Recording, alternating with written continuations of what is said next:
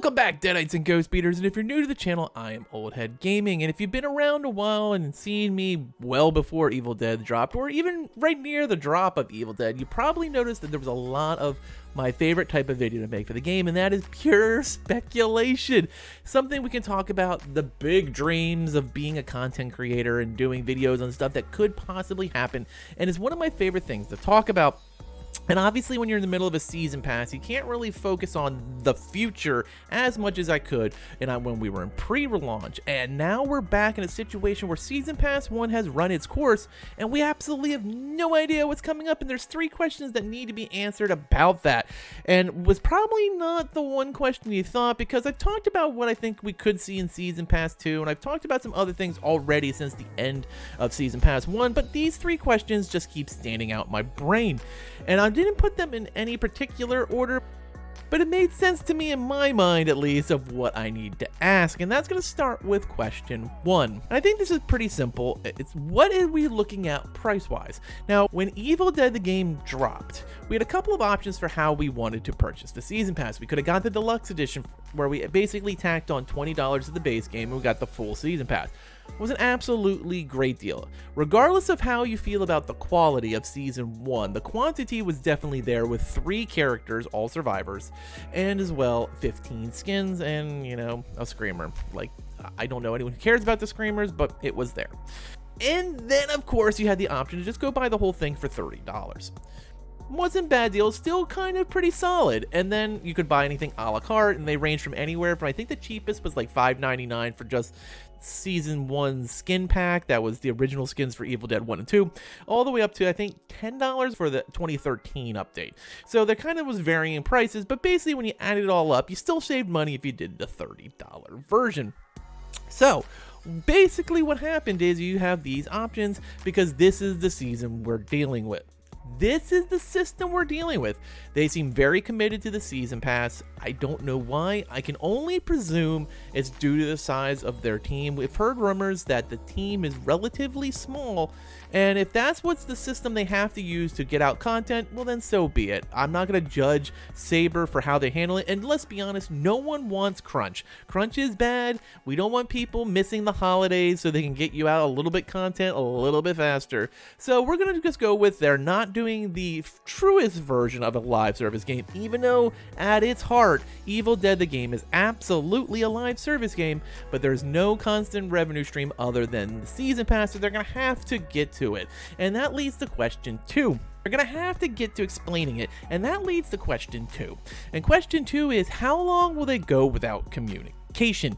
Now, this is a major question because, let's be honest, Saber has never been good at communication since the game's been out 7 months, or pretty much most of the time prior to, except for that like 10-day window when they did a media blitz right before the launch of the game.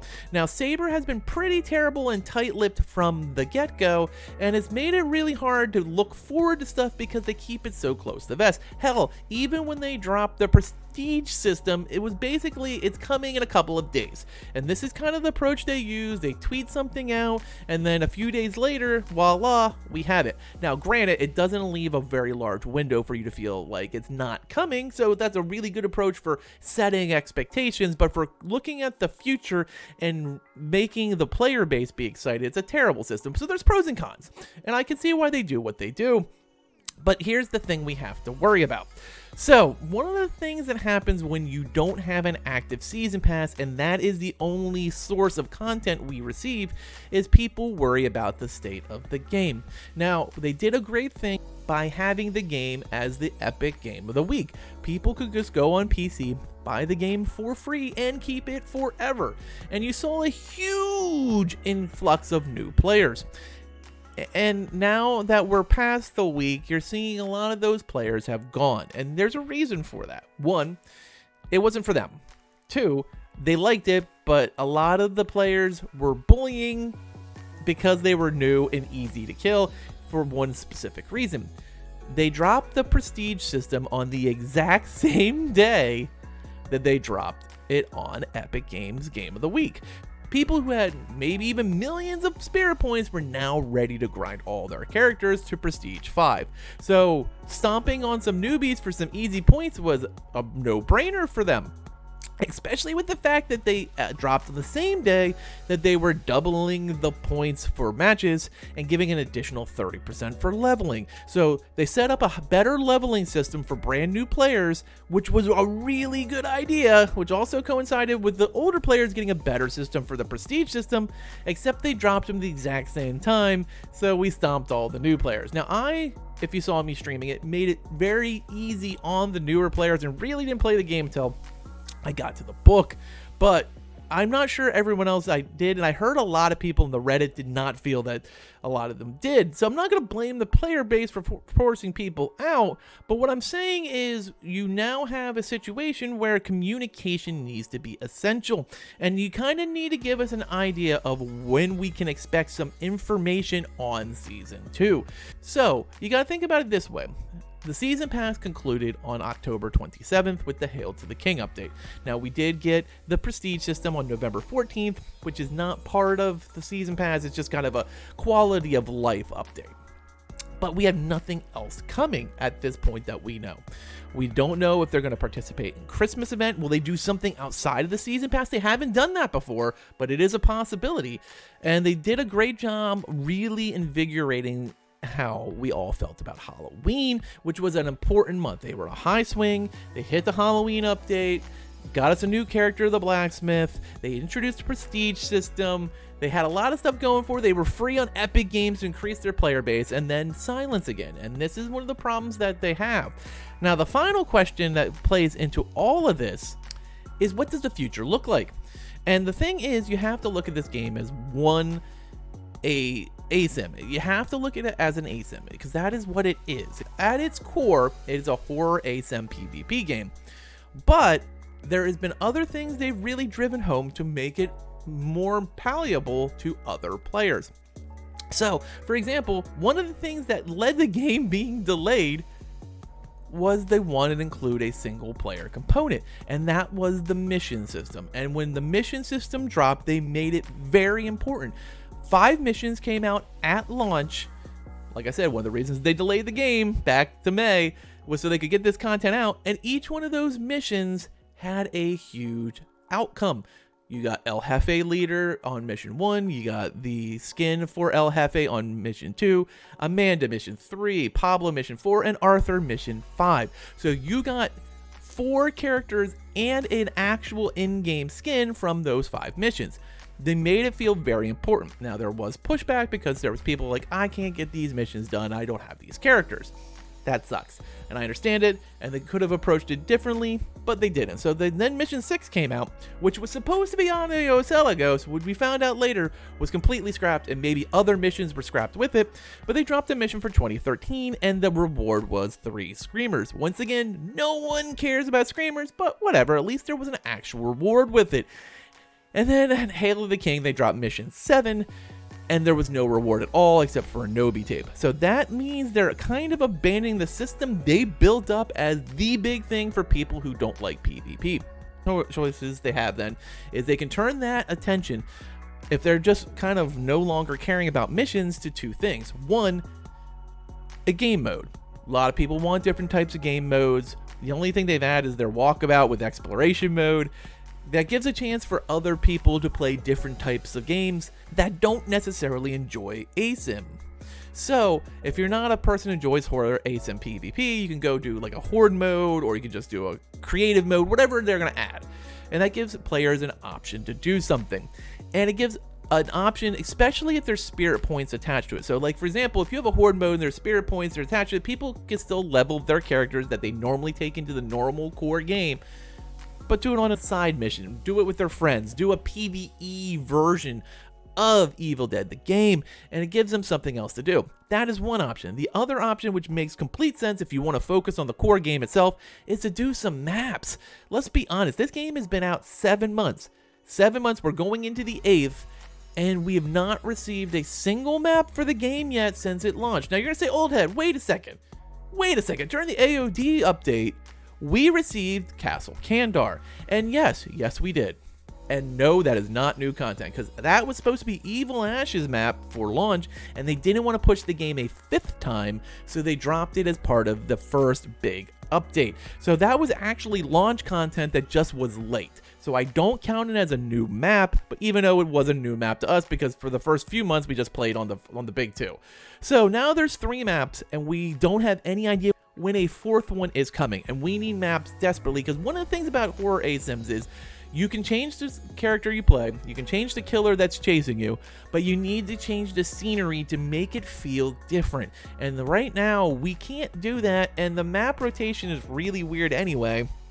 Like, half the time, I usually just get the old maps anyway. Probably higher than that, probably like 3/4 of the time. I feel like I see Castle Kandar less and less every time I play. And we've now gotten to a point where you can't do like a map offering like you did with Dead by Daylight, where you're like, I'm going to try to increase the opportunity to get to Kandar, or get to Elk Grove, or wherever you want to go, or get to, you know, whatever map is possible for you that you actually enjoy playing on. And we've now gotten to the point where we have to wonder where this goes. And hopefully these 3 questions get answered sooner rather than later, because right now, because they choose a season pass system, there's no other random content that can just show up that they can just do. And that is the one thing, by turning their back on it being that true live service mentality, is it's not like, well, we can keep you busy with, here's just Christmas skins. Cool. All right. I like this Christmas skin. I want Ash dressed as Santa. I want Henrietta dressed as Mrs. Claus, whatever, you know? I want evil Ash dressed as Krampus. Like, I would buy the hell out of that. Like, these are options that could just happen if you're using a normal system, but because pretty much shoved themselves into this little box with the season pass system, we need to hear something's coming, because they haven't shown any kind of urgency to go outside of that and just say we're dropping content. And that could be a way they could change things too. They just suddenly decide to abandon Season Pass 2, but it doesn't seem to be the case, because this has always been referred to as Season Pass 1. So the longer they go without information, and the longer we go without hearing about new content, the harder it is to maintain a player base. And that is one thing that is absolutely essential when you're playing a horror ASIM, is keeping people playing it. And it's something that Dead by Daylight does very well. Even when they launch a patch as god-awfully bugged as Forged in Fog was when it dropped last week, they still have new stuff coming so frequently that people are ready for it. And they're going to say, you know what, this sucks, but it's going to get fixed, and then we'll go on. And oh, look, here comes the winter event starting this week. Great, now we can play that. And that is something that they need to focus on, giving their player base information and stuff to do. And that is the key to keeping people playing Evil Dead the game. And here's the thing, I don't think Evil Dead is on life support. I don't think it's a dead game. I don't think it's, you know, even on its last leg. I think it's doing okay. Just okay. Like, I can't say it's doing great. I can't say it's doing well. I think there was a missed opportunity, clearly, by dropping the prestige system on the same day you were trying to increase the player base. I think that was kind of shooting themselves in the foot when they had a chance to kind of really move the group of who's playing this game up, especially with the fact that you don't have it on Steam. So I have nothing against Epic Games, but not having it on Steam has hurt them without a doubt. And this was a chance to increase that PC player base, and they kind of blew it. So now we need to know what is coming, when is it coming, and are they going to start doing stuff that makes it feel more interactive to the actual player base, like adding events or adding limited time things, whether it's just, hey, we're going to do a Halloween or a Christmas event where you can earn a limited time skin, stuff like that, that makes it feel very unique, so that when players are playing in 2026, they can say, oh, that's an awesome Ed Getley skin. Where did you get that? Oh, I got that from the Easter event in 2023, or oh, that is an awesome skin. Where did you get I got that from the Halloween event in 2022. Like, you can tell them, and that's always one of those things when there's exclusive stuff that makes people play the hell out of the game. And when you have a limited time event, those type of exclusive things make people play the hell out of the game. And when you have limited time events, it really drives people back to your game that have lapsed or just kind of need to take a break. So these are the things that I've been thinking about. Tell me what your thoughts are. Are you thinking of anything right now that I haven't hit on? But for me, these are the big 3 questions going forward that we need answers for as soon as possible. I want to hear your thoughts in the comments below. As always, thanks for watching, and later, mates.